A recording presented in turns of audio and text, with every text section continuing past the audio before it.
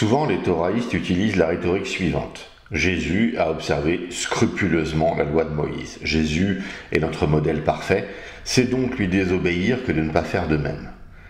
Nous n'allons bien évidemment pas nier que Jésus a observé la loi mosaïque, aucun souci là-dessus. En orthodoxe conséquent, nous ne le reconnaîtrions pas comme Messie s'il avait choisi de ne pas vivre sous le joug de la loi. Mais constater en lisant les évangiles que Jésus a respecté la loi et en déduire qu'il nous faut faire de même est une toute autre histoire.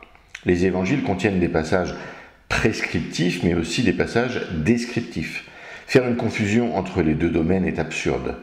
Lorsque l'Écriture dit « Pierre et Jean montaient ensemble au temple à l'heure de la prière, c'était la 9e heure ».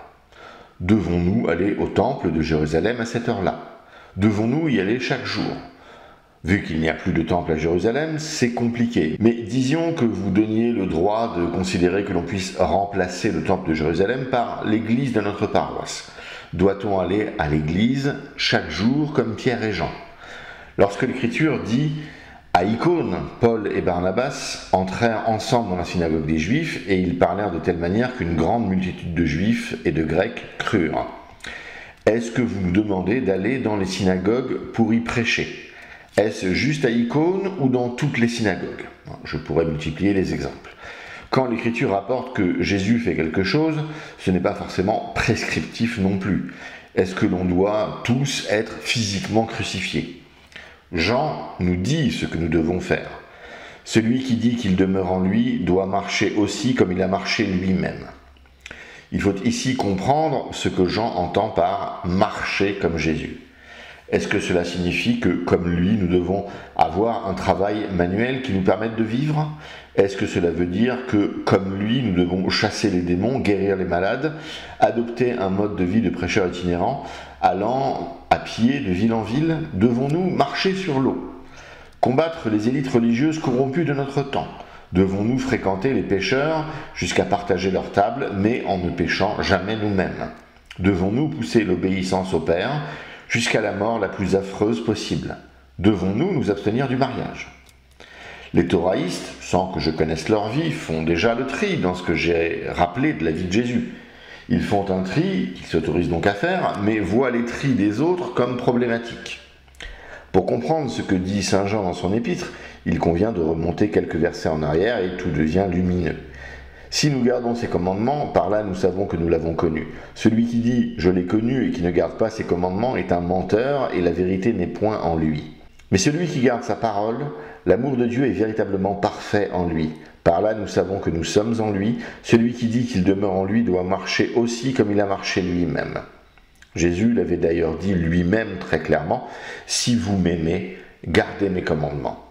Il nous faut donc répondre à la question « quels sont les commandements que Jésus a édictés ?» Les thoraïstes, et c'est presque pavlovien ici, vont dire « bien, il s'agit des commandements de la Torah ». Si c'est de cela dont il était question, Jésus et Jean auraient dit « il faut garder les commandements ». Certes, Jésus, en tant que Dieu, a donné ces commandements de la Torah à Moïse sur le Sinaï. Mais ici, lorsque Jésus parle de « mes commandements » et que Jean évoque « ses commandements » en parlant de Jésus, nous voyons bien que nous désignons un autre ensemble de commandements. Le piège dans lequel tombent les thoraïstes est que certains de ces commandements vont bien sûr être des renouvellements de certains commandements de l'Ancienne Alliance. Mais il faut bien comprendre que Jésus a opéré sur ceci une relecture, un approfondissement et une reformulation. Je vous renvoie à la distinction entre loi et principe du début de mon exposé. Si on regarde ce que Jésus ordonne très clairement dans le Nouveau Testament, on a les 12 catégories suivantes. 1. L'amour avec ses 3 variations, Dieu, le prochain, les ennemis. 2. Le pardon, nécessaire dans l'acte liturgique, nécessaire car étalon de la relation à Dieu. 3. Service et humilité, être grand c'est servir les autres et ce qui élève c'est l'abaissement. 4. Paix et non-violence, il nous demande d'aller jusqu'à la non-résistance au mal. 5. Pureté intérieure, le cœur doit rester pur pour la vision des réalités divines et la colère et la haine doivent être bannies. 6. La mission, nous devons être une lumière pour le monde et convertir le monde en faisant partout des nouveaux disciples. 7. Intégrité et vérité, toujours dire la vérité, être fidèle dans les petites choses pour l'être dans les grandes. 8. Renoncer à soi-même, porter sa croix et suivre Jésus, renoncer aux richesses de ce monde. 9. Prier. La prière doit être incessante et pleine de foi. 10. Être fidèle dans le mariage. Éviter la convoitise qui est en soi un adultère et rester dans le mariage. 11. Avoir de la vigilance spirituelle. Et enfin 12. Être généreux, donner sans rien attendre en retour et aider les plus faibles. Voilà de façon excessivement synthétique ce que Jésus a enseigné comme étant des commandements dans le Nouveau Testament. C'est en faisant cela que l'on marche comme lui et qu'on attire sa sympathie sur nous. La loi de Moïse était une phase préparatoire avant cela, une compétition départementale avant les Jeux Olympiques, l'échafaudage autour du bâtiment avant que le bâtiment achevé n'apparaisse dans sa splendeur. Comme l'explique très bien Solberg dans son ouvrage, les thoraïstes ne veulent pas voir le bâtiment et considèrent l'échafaudage comme sacré. Il utilise aussi l'image très parlante de la course de relais. On a tous vu dans une épreuve de 4 x 100 mètres comment les coureurs se donnent le bâton. Moïse a passé le bâton à Jésus. Sa course est finie, il a fait sa partie. Et c'est là où l'image est très pertinente. Lorsque le coureur donne le bâton au suivant, il court encore quelques instants entraîné par son élan. Si on se concentre quelques instants juste sur cette séquence, on a l'impression que les deux coureurs courent de façon parallèle. Mais si on garde la séquence plus longuement et si on comprend les motivations de chacun, alors tout devient plus clair. Effectivement, pendant quelque temps, les Juifs de l'Église primitive ont continué à observer ici et là certains préceptes mosaïques, mais cette période n'a pas duré. On peut même la quantifier très précisément, 40 ans. Entre la passion et la destruction du temple, qui marque de façon très claire la fin de la loi pour l'Église, il y a un moment de flou historique, culturel, religieux sur la loi, sur sa place dans la vie des chrétiens. Et c'est bien normal. On n'efface pas 15 siècles de tradition en un instant. Dieu a considéré de le faire en 40 ans. Ainsi a-t-il fait l'homme. On remarquera d'ailleurs bibliquement combien de fois cette occurrence de 40 est annoncée. La loi cessant d'être contraignante, il est normal qu'elle s'estompe petit à petit. Il fallait un délai néanmoins. C'est le coureur de relais qui est entraîné par son élan, mais qui va s'arrêter. Les Juifs eux-mêmes ont gardé la trace de ces 40 ans qui furent très particuliers. Dans le Talmud de Babylone, traité Yoma, page 39b, on peut lire « Pendant le mandat de Shimon Hatzadik, le sort pour Dieu se levait toujours dans la main droite du grand prêtre. Après sa mort, cela ne se produisit que rarement, mais pendant les 40 années qui précédèrent la destruction du second temple, le sort pour Dieu ne se leva jamais dans la main droite du grand prêtre. De même, la bande de laine rouge attachée à la tête du bouc envoyée à Azazel ne blanchit pas, et la lampe la plus à l'ouest du candélabre ne brûla pas continuellement. » Des phénomènes surnaturels qui avaient pour but de voir l'assentiment de Dieu sur la conduite d'Israël avaient inexplicablement cessé pendant 40 ans avant la destruction du temple. On se demande bien ce qui avait pu se passer en l'an 30 pour que Dieu arrête de se manifester ainsi totalement. La cécité juive est un phénomène toujours fascinant à constater. Mais ce n'est pas le sujet du propos. Donnons les éléments nécessaires à éclairer ce texte qui va peut-être laisser certains de marbre. Shimon Hatzadik, ou Simon le Juste, était grand prêtre et membre du Sanhédrin vers moins 300 à moins 250 avant Jésus-Christ. Il est connu pour avoir préservé la foi juive à une époque de grande instabilité politique, culturelle et religieuse. Pendant qu'il était là et agissait, Dieu a systématiquement manifesté son approbation par ces 3 vecteurs. Le sort pour Dieu dans la main droite, la bande de laine cramoisie qui devenait blanche et la menorah du temple qui brûlait sans fin. Après Shimon, cela dépendait des années. Des fois, les phénomènes se produisaient et des fois pas. Puis, entre la passion du Christ et la destruction du temple, pendant précisément 40 ans, ces 3 phénomènes ont totalement cessé. Voyons ces 3 phénomènes qui ne sont peut-être pas bien connus d'un public chrétien. Le premier est lié à la fête de Yom Kippour, la fête de la grande expiation. Pendant la cérémonie dans le temple, le grand prêtre tirait au sort entre 2 boucs. L'un était destiné à Dieu, donc symboliquement il était sacrifié, et l'autre était envoyé dans le désert à Azazel, donc connu comme le bouc émissaire, renvoyant les péchés d'Israël dans le désert.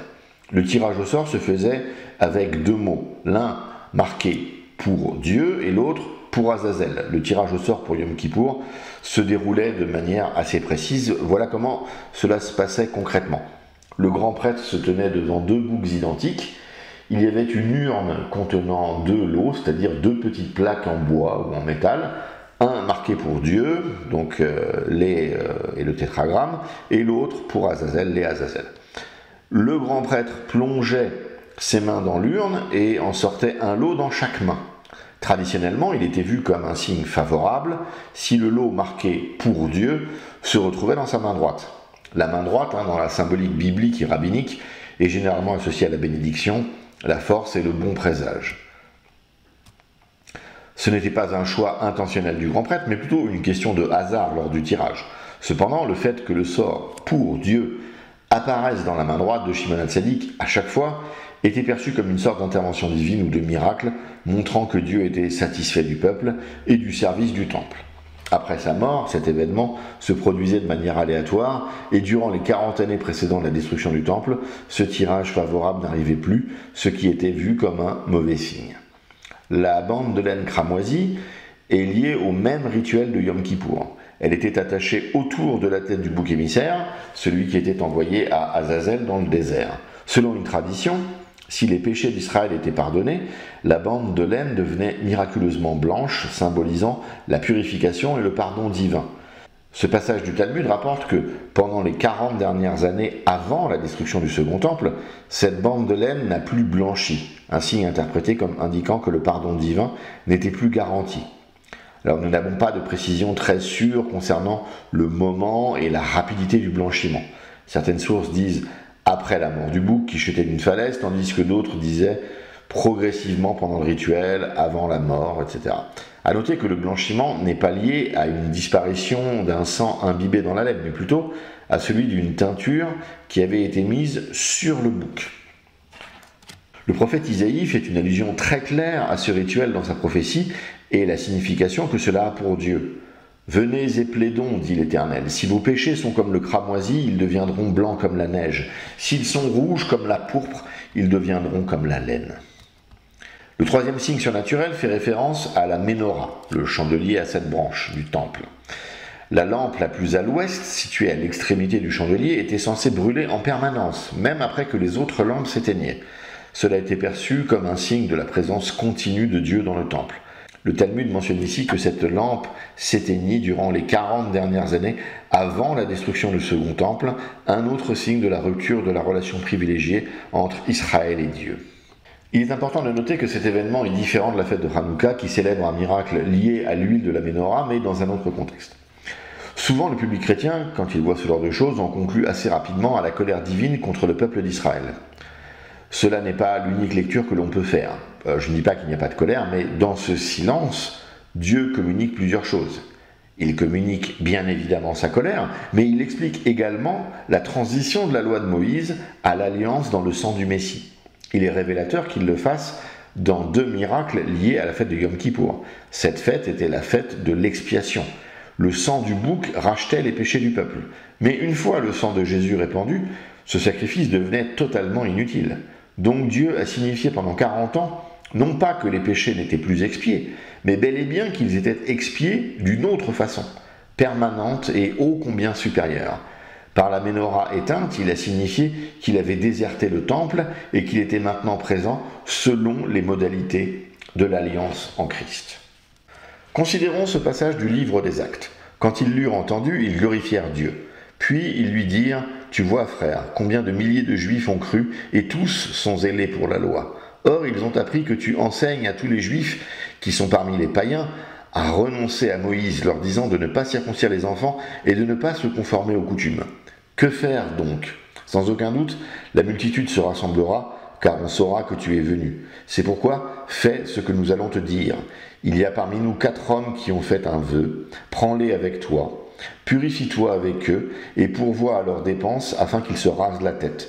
Et ainsi tous sauront que ce qu'ils ont entendu dire sur ton compte est faux, mais que toi aussi tu te conduis en observateur de la loi. À l'égard des païens qui ont cru, nous avons décidé, nous leur avons écrit qu'ils eussent à s'abstenir des viandes sacrifiées aux idoles, du sang, des animaux étouffés et de l'impudicité. Le contexte est le suivant. Paul rentre à Jérusalem et rencontre les autres apôtres. Et ceux-ci lui déclarent avoir entendu ce qu'il faisait, comment il prêchait. On voit bien que les apôtres ici disent à Paul qu'ils constatent que Paul invitait les Juifs à abandonner l'observance mosaïque. Et ceci n'est pas inséré dans un reproche. Il me semble donc qu'avec toutes les explications plus ce passage des Écritures, on peut légitimement conclure que si les apôtres ne l'ont pas reproché à saint Paul, nul ne peut reprocher à quiconque de ne plus observer les commandements mosaïques. Et donc marcher comme Jésus recouvre un certain nombre de choses, mais certainement pas l'observance mosaïque. Passons maintenant à une accusation classique des thoraïstes, faite aux chrétiens en général. Nous ferions une sorte de tri sélectif dans la loi de Moïse, triant entre les commandements selon notre bon vouloir. En effet, lorsque Dieu déclare « Tu ne coucheras point avec un homme comme on couche avec une femme, c'est une abomination », il déclare aussi « Mais vous aurez en abomination tous ceux qui n'ont pas des nageoires et des écailles, parmi tout ce qui se meut dans les eaux et tout ce qui est vivant dans les eaux, soit dans les mers, soit dans les rivières. Vous les aurez en abomination, vous ne mangerez pas de leur chair, et vous aurez en abomination leur corps mort. Vous aurez en abomination tous ceux qui, dans les eaux, n'ont pas de nageoires et des écailles. » Les militants des droits des homosexuels à finir en enfer utilisent souvent cette proximité philologique pour dire que manger des nourritures interdites est finalement semblable à la pratique sexuelle de l'homosexualité masculine. Les thoraïstes, eux, nous disent que nous mangeons ce qui est interdit, mais que nous continuons de condamner la pratique sexuelle de l'homosexualité masculine. Nous serions donc des hypocrites. Le seul problème de la position thoraïste est que le raisonnement est faux. Déjà parce que saint Paul condamne explicitement la pratique sexuelle de l'homosexualité masculine. C'est pourquoi Dieu les a livrés à des passions infâmes, car leurs femmes ont changé l'usage naturel en celui qui est contre nature, et de même les hommes, abandonnant l'usage naturel de la femme, se sont enflammés dans leurs désirs les uns pour les autres, commettant homme avec homme des choses infâmes, et recevant en eux-mêmes le salaire que méritait leur égarement. Comme ils ne se sont pas souciés de connaître Dieu, Dieu les a livrés à leur sens réprouvé, pour commettre des choses indignes. Il n'y a donc ici aucune forme de préférence personnelle. Le Nouveau Testament montre bien l'évolution des lois alimentaires, mais réaffirme la chose concernant la sexualité. Après, on pourra légitimement se demander quelle est la logique divine dans la conservation de telle prescription et l'abolition de telle autre. Première chose que l'on constate, Jésus et les apôtres font perdurer ce qui définit les notions de bien et de mal. Tout ce qui est le fait de promouvoir le bien et de condamner le mal est maintenu. Il était mauvais sous Moïse de tuer, de voler, de commettre l'adultère, de se parjurer, etc. Cela est toujours mauvais sous Jésus. En fait, cela est universellement mauvais et identifié comme tel. C'est pourquoi, même si ces expressions de catégorie ne sont pas présentes dans la Bible, il est dit que les chrétiens conservent la partie morale de la loi et abolissent la partie cérémonielle de la loi, celle qui n'a pas à voir avec la morale. Alimentation, gestion du temps, cycle des fêtes, etc. Et la condamnation de la pratique sexuelle de l'homosexualité est insérée dans ce qui est encore majoritairement reçu dans notre société comme condamnable. Zoophilie, inceste, etc. En fait, Dieu, ici, fait une distinction très simple à reconnaître. En dehors de l'inceste qui pourrait être fécond, mais qui ne le doit pas, Dieu condamne toute forme de sexualité qui n'est pas féconde. Dieu ne fait aucune distinction entre sexualité et procréation. Une sexualité potentiellement non féconde est condamnée. Il existe aujourd'hui des forces très puissantes qui essayent de faire bouger la perception des gens sur l'homosexualité.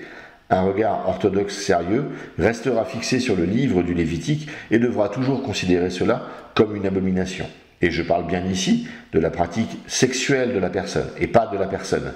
Si vous détestez les homosexuels et les amalgamez à leur pratique, alors c'est vous qui êtes abominables à Dieu. La même accusation revient concernant les fêtes. Les thoraïstes nous reprochent de commettre un grave péché lorsque nous ne respectons pas les fêtes instituées par Dieu pour Israël. Le chapitre 23 du Lévitique offre un bon survol de ce qui devrait être observé. Mais une nouvelle fois, que personne donc ne vous juge au sujet du manger ou du boire, ou au sujet d'une fête, d'une nouvelle lune ou des shabbats. C'était l'ombre des choses à venir, mais le corps est en Christ. De plus, l'Église n'est pas une machine à convertir les païens en juifs, et ce sont des fêtes juives.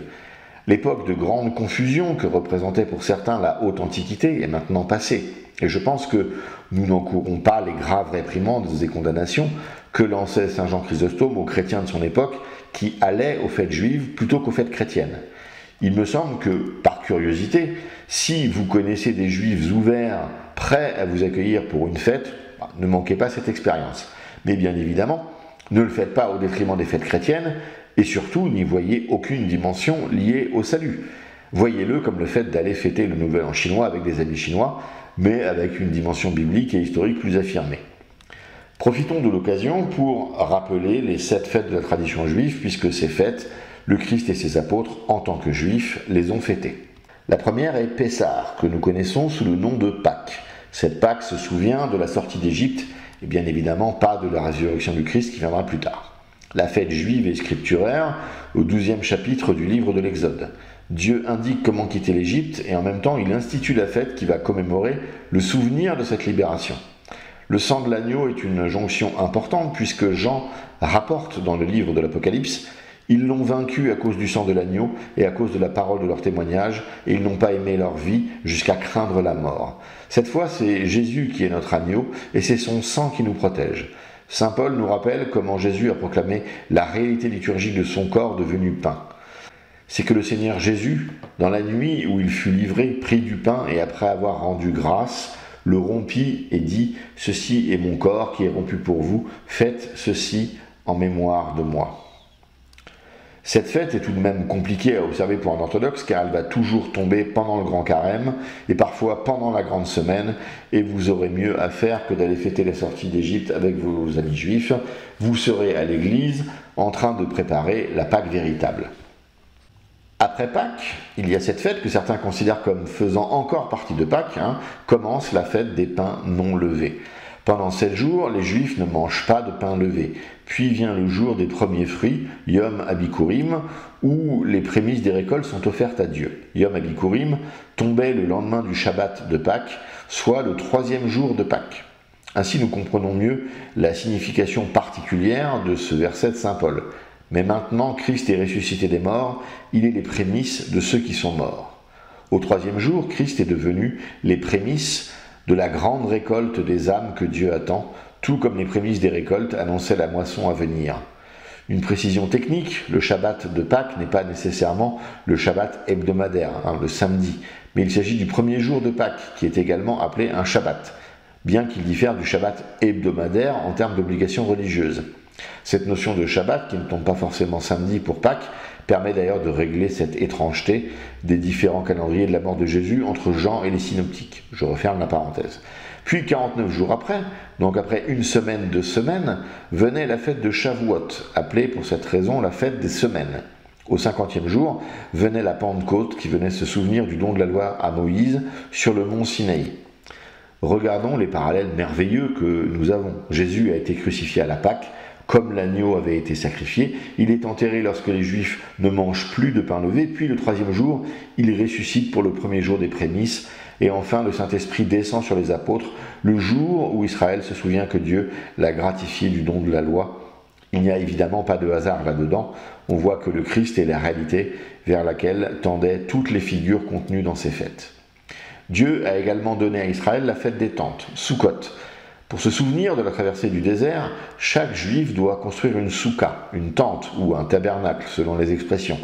Cette fête a une dimension prophétique indéniable puisque Zacharie annonce « Tous ceux qui resteront de toutes les nations venues contre Jérusalem monteront chaque année pour se prosterner devant le roi, l'Éternel des armées, et pour célébrer la fête des tabernacles. » Nous avons en Christ le tabernacle, l'abri pour traverser la grande tribulation de l'histoire humaine avant d'arriver au royaume. Dieu a également institué la fête des trompettes, Yom Teruah, commençant par Rosh Hashanah qui marque le début de la nouvelle année sur le calendrier lunaire juif. Cela dure 10 jours, puis vient le jour de l'expiation, Yom Kippour, qui est aujourd'hui la fête la plus importante. C'est ce jour-là que 2 boucs étaient sacrifiés, un au temple et un envoyé au désert. C'était le seul jour de l'année où le grand prêtre avait le droit d'entrer dans le Saint des Saints, la pièce la plus sainte du temple. Jésus accomplit cela de plusieurs façons. À la transfiguration, il apparaît comme un grand prêtre vêtu de blanc, et il est également l'agneau sans tache qui est offert. Il est le prêtre du sacrifice et l'animal sacrifié. Une fois de plus, le système de fête organisé dans l'Écriture était préfiguration de ce que le Christ a réalisé. Une fois que ceci est bien compris, on peut maintenant analyser le rapport que les thoraïstes entretiennent avec les fêtes de l'Ancien Testament. Comme ils pensent être sous la loi de Moïse, ils sont très critiques avec les chrétiens qui ne se soumettent pas à cette organisation particulière du temps. Pourtant, l'apôtre Paul leur adresse depuis l'Écriture cet avertissement, et je ne me lasse pas de le rappeler, que personne donc ne vous juge au sujet du manger ou du boire, ou au sujet d'une fête, d'une nouvelle lune ou des Shabbats. C'était l'ombre des choses à venir, mais le corps est en Christ. Tout le chapitre 10 de la lettre aux Hébreux explique très clairement que la loi n'était que l'esquisse des choses à venir. Une fois la chose venue, ceci n'a plus de sens. Dans l'Église, nous avons tout un cycle de fêtes qui pointe non pas sur la chose à venir, mais bien sur la chose accomplie et réalisée. Un cycle de 12 fêtes entourant la grande célébration pascale offre aux chrétiens, qui veut bien suivre cette organisation précise, un panorama complet de ce que Jésus a accompli et de ce que cela signifie pour nous aujourd'hui. Nous ne sommes pas dans le « un jour viendra le Messie et nous apportera ceci et cela », mais nous sommes dans le « Jésus est venu, il a dit ceci, commandé cela et nous a délivrés de cette façon ». La seule objection qui serait un peu digne d'intérêt serait celle relative à Zacharie. La prophétie eschatologique de Zacharie parle d'une fête de l'Ancien Testament observée par les nations à la fin des temps. Mais cela n'est pas sérieusement équivalent à tous les chrétiens tous les ans. La grande tribulation finale arrive, elle ne tardera plus, mais nous n'y sommes pas encore. Il n'y a donc aucune raison solide d'observer les fêtes de l'Ancien Testament et surtout aucun motif sérieux de ne pas suivre les merveilleuses fêtes que nos pères dans la foi ont instituées pour nous guider. On pourra me répondre que si rien ne le demande ou l'exige, on pourra tout de même le faire par une certaine forme de piété. Bon, si les saints-pères n'avaient pas légiféré contre, je vous dirais, bon, pourquoi pas si ça vous amuse. Mais dans l'Église, et ceci me semble valable pour chaque autre domaine d'ailleurs, on ne peut sérieusement pas faire comme si le passé n'avait pas existé. Les thoraïstes font comme si le legs de 2000 ans d'Église était inexistant. À plusieurs reprises, les évêques des siècles précédents ont prohibé la pratique mosaïque, dont les fêtes sont finalement un élément. Ainsi, nous sommes tenus aussi par cela. Dans leur sagesse, ils ont considéré que le seul moyen d'éviter que les gens ne se laissent pas abuser par les thoraïstes de chaque époque, c'était d'interdire purement et simplement la chose. Soit. La seule option qui reste est donc l'étude biblique et historique de ces fêtes et de se rendre compte comment elles annonçaient Jésus. Et c'est cela le principal. La chose se crispe davantage lorsque nous parlons du Shabbat. Le développement historique des choses fait que le jour principal pour les chrétiens est devenu le dimanche, alors que chez les juifs, il est du vendredi soir au samedi soir. Les thoraïstes rappellent que le péché est tellement grave que la Torah le sanctionne de la peine de mort. De plus, il est vrai que rien dans les Écritures ne dit de passer du samedi au dimanche. Notre but ici ne sera pas de diminuer ce qu'est le Shabbat dans l'Ancien Testament, commandement très clair, il est même lié à la création, donc il est le point culminant. Dans le Nouveau Testament, lorsque Jésus choisit de rendre tout à fait public son ministère, il est dans la synagogue de Nazareth et il lit la prophétie d'Isaïe. Luc le rapporte ainsi dans son évangile. Et on lui remit le livre du prophète Ésaïe. L'ayant déroulé, il trouva l'endroit où il était écrit « L'Esprit du Seigneur est sur moi, parce qu'il m'a oint pour annoncer une bonne nouvelle aux pauvres. Il m'a envoyé pour guérir ceux qui ont le cœur brisé, pour proclamer aux captifs la délivrance et aux aveugles le recouvrement de la vue, pour renvoyer libres les opprimés, pour publier une année de grâce du Seigneur. » Ensuite il roula le livre, le remit aux serviteurs et s'assit. Tous ceux qui se trouvaient dans la synagogue avaient les regards fixés sur lui. L'année de grâce est une mention explicite au jubilé. Le jubilé est le Shabbat suprême dans le sens qu'il a lieu tous les 50 ans. C'est un Shabbat sur cycle annuel, mais qui vient au bout de 7 cycles d'années. Tous les 7 ans, il y a un an sabbatique, et toutes les 7 années sabbatiques, il y a le Yovel, le jubilé. Tout ceci est institué dans le Lévitique, et c'est donc tout aussi biblique que le Shabbat hebdomadaire qui rythme la vie d'Israël. À chaque jubilé, on remet les dettes, on libère les esclaves et on restitue les terres. C'est donc une libération d'une très grande amplitude. Jésus se présente comme un jubilé vivant, un jubilé personnel. Dans l'Ancien Testament, le Shabbat est très clairement présenté comme un signe relatif à l'alliance mosaïque. Parle aux enfants d'Israël et dis-leur, vous ne manquerez pas d'observer mes Shabbats, car ce sera entre moi et vous et parmi vos descendants un signe auquel on connaîtra que je suis l'Éternel qui vous sanctifie. Et nous avons vu que cette alliance était abolie, remplacée par l'alliance en Christ. Si on se tourne vers le Nouveau Testament et que l'on considère les choses relativement aux 10 commandements, puisque le Shabbat est un de ces 10 commandements, que constate-t-on ? Eh bien, tous les commandements, à l'exception de celui du Shabbat, sont redonnés ou paraphrasés dans le Nouveau Testament. Et si les thoraïstes proclament qu'il n'est nul besoin d'expliquer le Shabbat à des Juifs, nous pouvons répondre avec assurance qu'au moment où la loi est censée s'universaliser, pourquoi ne jamais mentionner cet aspect particulièrement structurant de celle-ci? Le premier commandement de n'avoir pour Dieu que Dieu est redonné en Matthieu 4,10 et en Luc 4,8. Jésus lui dit « Retire-toi, Satan, car il est écrit, tu adoreras le Seigneur ton Dieu et tu le serviras lui seul. » Le commandement de ne pas faire d'idole est la conclusion que donne saint Jean à sa première épître. C'est lui qui est le Dieu véritable et la vie éternelle. Petits enfants, gardez-vous des idoles. Et ce commandement est réitéré par Paul aux Corinthiens.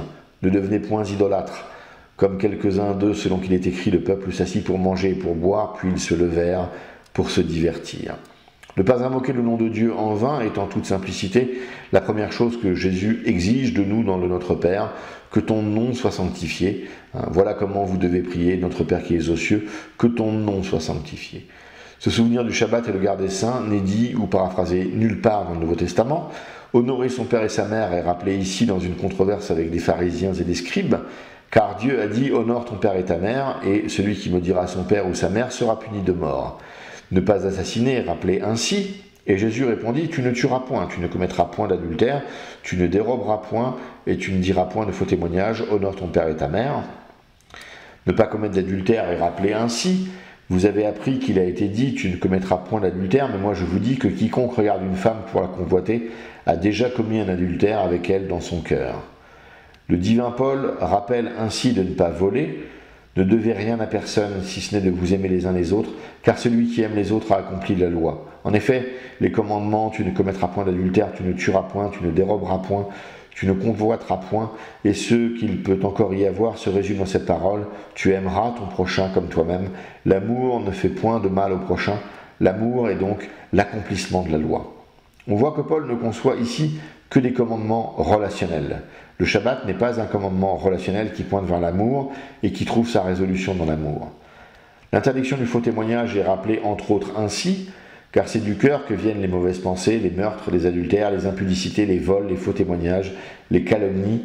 Voilà les choses qui souillent l'homme, mais manger sans s'être lavé les mains, cela ne souille point l'homme. Et enfin, le problème de la convoitise est rappelé ainsi. Puis il leur dit « Gardez-vous avec soin de toute avarice, car la vie d'un homme ne dépend pas de ses biens, fût-il dans l'abondance. » Aucun enseignement de Jésus sur le Shabbat n'a été rapporté par les évangélistes ou apôtres. Dans tous les moments clés de son enseignement, les béatitudes, le sermon sur la montagne, le plus grand commandement, les paraboles, etc., il n'est jamais question du Shabbat. Pour un élément dont on essaye de nous dire qu'il est ultra structurant, c'est tout de même étonnant. Plus intéressant encore, les seules mentions du Shabbat dans le Nouveau Testament sont des moments d'affrontement à son propos face à d'autres mouvements religieux. Là où ses adversaires sont obnubilés par le fait de l'observer le plus correctement possible, Jésus n'a de cesse que de pointer vers sa signification profonde. Puis il leur dit « Le Shabbat a été fait pour l'homme et non l'homme pour le Shabbat, de sorte que le Fils de l'homme est maître même du Shabbat. » Le seul moment où Jésus parle du Shabbat de façon non polémique avec des ennemis est ici. Malheur aux femmes qui seront enceintes et à celles qui allaiteront en ces jours-là. Priez pour que votre fuite n'arrive pas en hiver, ni un jour de Shabbat, car alors la détresse sera si grande qu'il n'y en a point eu de pareil depuis le commencement du monde jusqu'à présent, et qu'il n'y en aura jamais. Ceci n'est en rien un ordre d'observer le Shabbat. Il s'agit plutôt d'être marquant pour un auditoire juif au moment où Jésus délivre son discours apocalyptique. Ainsi, on peut conclure très simplement, Jésus n'a jamais enseigné à quiconque d'observer le Shabbat. Celui-ci était le signe de l'alliance avec Moïse. Parle aux enfants d'Israël et dis-leur, vous ne manquerez pas d'observer mes Shabbats, car ce sera entre moi et vous et parmi vos descendants un signe auquel on connaîtra que je suis l'Éternel qui vous sanctifie. Ce signe avait une centralité que nul ne peut nier dans l'ancienne alliance. Ainsi, Ézéchiel de proclamer la parole divine, et je leur donnerai mes lois, et leur fit connaître mes ordonnances que l'homme doit mettre en pratique afin de vivre par elles. Je leur donnai aussi mes Shabbats comme un signe entre moi et eux pour qu'ils connussent que je suis l'Éternel qui les sanctifie. Et la maison d'Israël se révolta contre moi dans le désert. Ils ne suivirent point mes lois et ils rejetèrent mes ordonnances que l'homme doit mettre en pratique afin de vivre par elles, et ils profanèrent à l'excès mes Shabbats. J'eus la pensée de répandre sur eux ma fureur dans le désert pour les anéantir.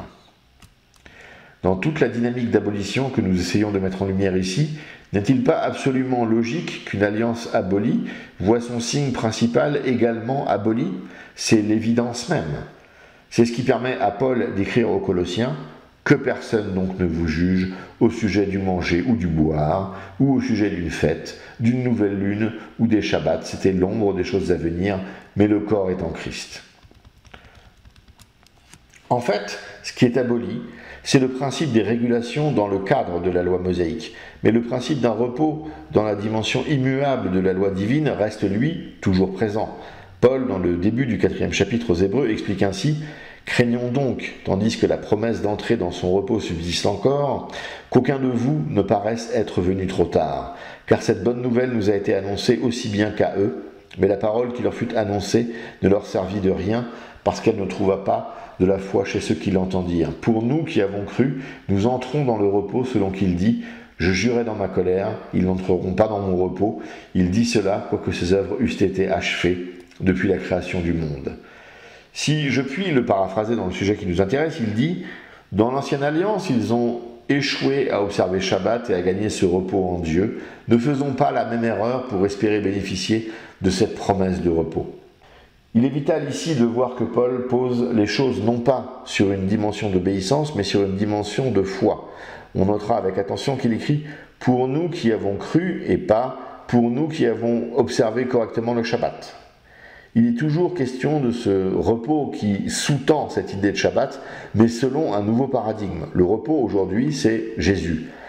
Avant Jésus, nous pouvions légitimement croire que le repos, c'était une sorte d'Éden accessible après la mort. Mais depuis Jésus, tout chrétien a compris que Jésus est devenu ce que l'Éden représentait auparavant. Avant Jésus, l'Éden était une sorte de point culminant du plan de Dieu dans la création. Jésus est le point culminant de Dieu dans le plan de salut de l'homme. Dieu avait terminé la création et avait choisi de se retirer, de se reposer, pour ne plus jamais la reprendre, car cela était accompli. Jésus est monté pour siéger à la droite du Père, après être mort sur la croix en disant que tout était accompli.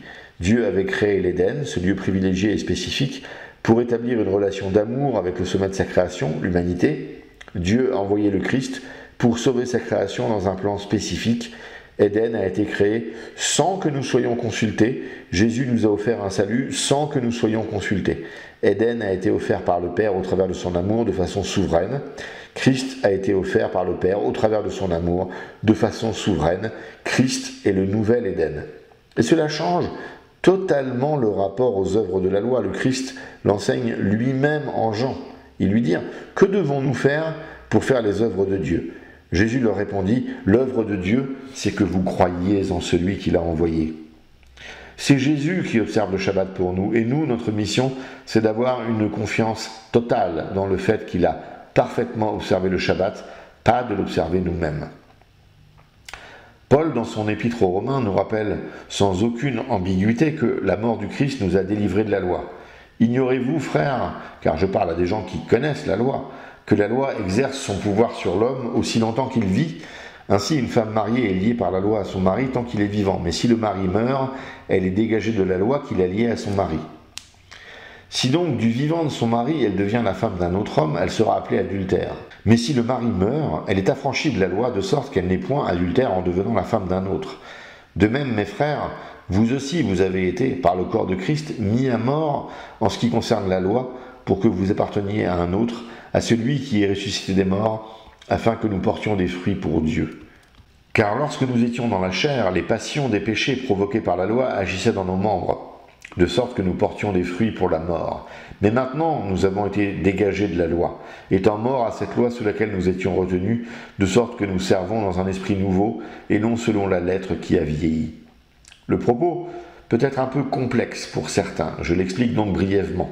Dans le cadre du mariage, la mort de l'un des deux libère l'autre de toutes ses obligations. La mort du Christ a eu ses effets d'annulation sur la loi mosaïque. Ce qui, avant, aurait été considéré criminel ne l'est plus à cause de la mort du Christ. C'est maintenant au Christ ressuscité que nous sommes liés, et en lui les choses changent. Paul, plus loin, explique les dispositions nouvelles de ce paradigme. Ne devez rien à personne, si ce n'est de vous aimer les uns les autres, car celui qui aime les autres a accompli la loi. En effet, les commandements, tu ne commettras point d'adultère, tu ne tueras point, tu ne déroberas point, tu ne convoiteras point, et ce qu'il peut encore y avoir, se résument dans cette parole, tu aimeras ton prochain comme toi-même, l'amour ne fait point de mal au prochain, l'amour est donc l'accomplissement de la loi. Ce que Dieu attend de nous ne réside plus dans des interdits alimentaires, dans la circoncision, dans le respect du Shabbat ou dans d'autres aspects marquants de la loi mosaïque. Cela réside uniquement dans la qualité de la relation à l'autre. Une relation marquée par la patience, le pardon, la douceur et toutes les autres facettes de l'amour. La grâce de Dieu est tout ce dont nous avons besoin, comme en témoigne Paul aux Corinthiens. 3 fois j'ai prié le Seigneur de l'éloigner de moi et il m'a dit « Ma grâce te suffit, car ma puissance s'accomplit dans la faiblesse ». D'un point de vue chrétien, il est important de parler du jour du Seigneur, en relation justement avec le Shabbat. Jésus est ressuscité un dimanche et pas un samedi. La descente de l'Esprit Saint sur les apôtres est également advenue un dimanche et pas un samedi. L'Apocalypse de Jean introduit cette notion de jour du Seigneur. Je fus ravi en esprit au jour du Seigneur et j'entendis derrière moi une voix forte comme le son d'une trompette. Ainsi, le Shabbat n'a pas cette importance absolue que peut avoir le dimanche pour un chrétien bien formé et conscient de sa tradition. Le Christ est ressuscité un dimanche. La résurrection est l'événement central, l'événement le plus important de toute l'histoire humaine. Dieu a choisi que cela se produise non pas un Shabbat, mais bien un autre jour. C'est cela que le chrétien honore en faisant le jour le plus important de la semaine, le jour dédié à Dieu. Il est crucial d'ailleurs de saisir que le dimanche chrétien ne remplace pas le samedi des Juifs. Les deux ne peuvent pas se comparer. On ne compare pas la statue avec sa maquette.